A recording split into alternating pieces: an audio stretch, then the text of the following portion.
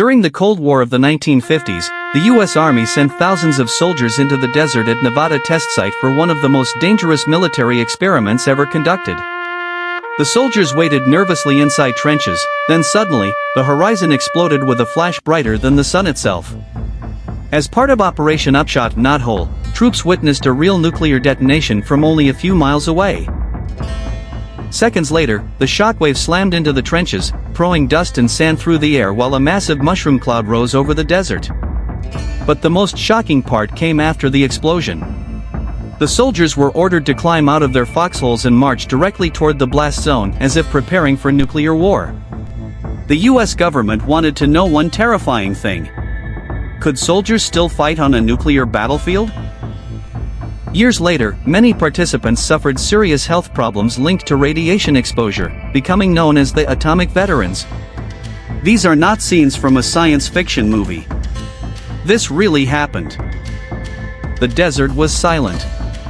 Thousands of American soldiers waited inside foxholes carved into the dry ground of the Nevada desert at Nevada test site. Some smoked cigarettes to calm their nerves. Others played cards, joked with friends, or stared into the distance pretending not to be afraid. But everyone knew something terrifying was about to happen.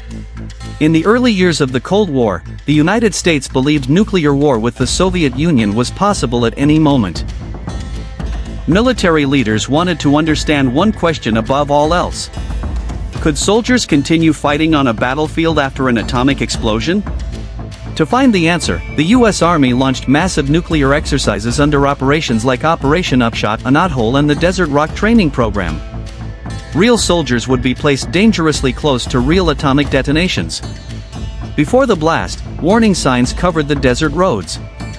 If you wouldn't tell Stalin, don't tell anyone. Talk means trouble. Everything about the operation was secret. Military vehicles rolled across the empty desert while officers communicated through large field radios. Camera crews prepared their equipment to capture every second of the test. Nearby, abandoned tanks, military trucks, and even human-shaped dummies were positioned across the landscape to measure the destructive power of the bomb. The soldiers were ordered into trenches. Some crouched with rifles in their hands. Others pressed their faces against the dirt waiting for the countdown to end. Then came the flash. An explosion brighter than the sun lit up the desert sky. Even with their eyes closed and arms covering their faces, many soldiers later said they could still see the light through their eyelids. For a few seconds, there was almost complete silence. Then the shockwave arrived. The ground shook violently beneath them. Sand and dust exploded through the trenches as a roaring wall of pressure slammed into the soldiers. Some ducked lower in fear while others looked up in complete disbelief.